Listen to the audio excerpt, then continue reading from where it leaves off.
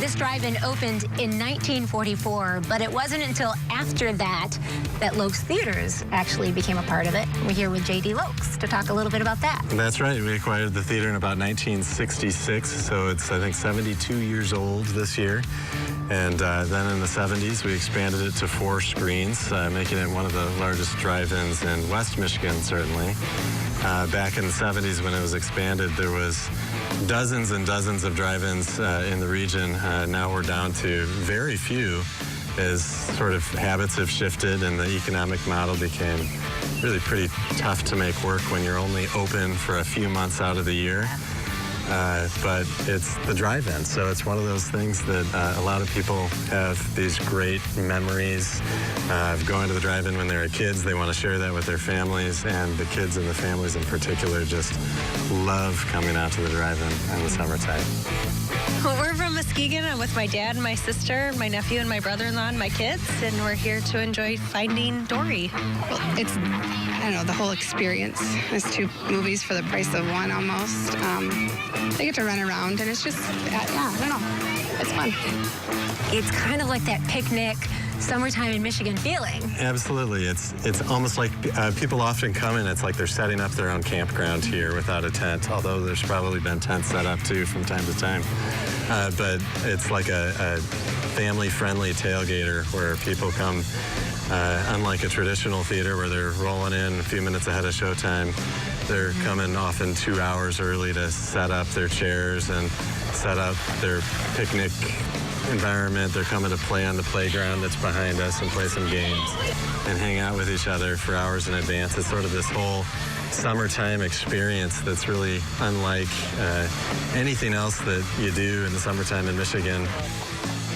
How has the drive-in experience changed, or perhaps not changed, over the years? A lot has stayed the same. If you come and look at our building, you'll see that a lot has stayed the same over many, many decades, and we like that kind of feel for the drive-in. Probably the most significant way that it's changed for the benefit of our guests is the transition to sound that's being digitally broadcast through radios. So in the past you had those sort of wonky speakers that sometimes they worked and sometimes they didn't, and you'd hang them in your door. Now you can just tune in with your own car stereo, and so the sound is fuller and richer and surround, and that's a big change. We've also upgraded our digital projection technology a couple of years ago. So now we're in the projection booth of the Getty Drive In. We run all 4 screens right out of this small room. Not too long ago, just a couple of years ago, we had large projectors and platter systems that ran 35mm film stock. So until just a couple of years ago, this was the technology that we used, and it hadn't changed much in about 80 years. But most recently, we've moved to brand new state-of-the-art DLP digital cinema projectors. There's a 6,000-watt light bulb in here that shines an image about 120 yards over the length of a football field onto a crystal clear image on the screen. So the picture is brighter, which allows us to start a little bit earlier at dusk, and it's a much brighter, clearer picture.